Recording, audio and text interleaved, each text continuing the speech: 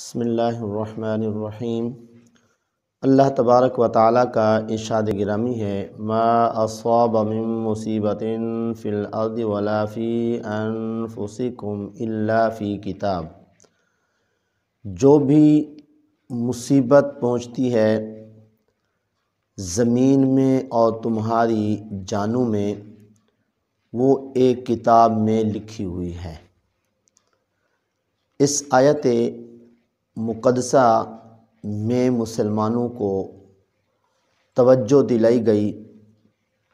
کہ جو بھی مصیبت آتی ہے، چاہے وہ جانی ہو، مثلاً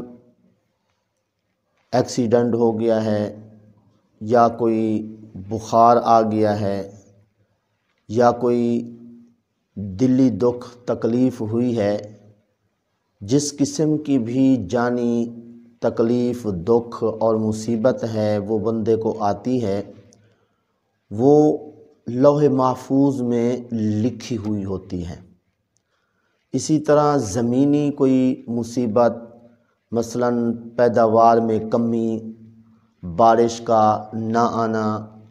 یا جو ہے کوئی مالی نقصان ہو جائے، مثال کے طور پر گندم کاٹ کے اکٹھی کر کے رکھتے ہیں تو بارش آ جاتی ہے، وہ خراب ہو جاتی ہے، یا آندھی آتی ہے تو وہ لے جاتی ہے۔ تو اس قسم کی جو بھی مصیبت اور تکلیف ہوتی ہے وہ لوح محفوظ میں لکھی ہوئی ہوتی ہے، اور وہ آ کے رہتی ہے اور وہ ٹل نہیں سکتی ہے۔ لہٰذا مسلمانوں کو دل کے اندر یہی یقین رکھنا چاہیے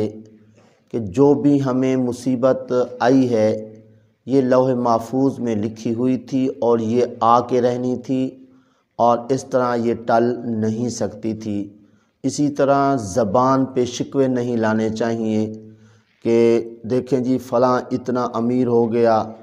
میں اتنا غریب، اور فلاں کو اتنے پلاٹ مل گئے اور مجھے جو ہے کوئی نہ ملا۔ تو اس طرح جو اللہ تعالیٰ کی طرف سے جس کو ملتا ہے کوئی آسانی، وہ بھی جی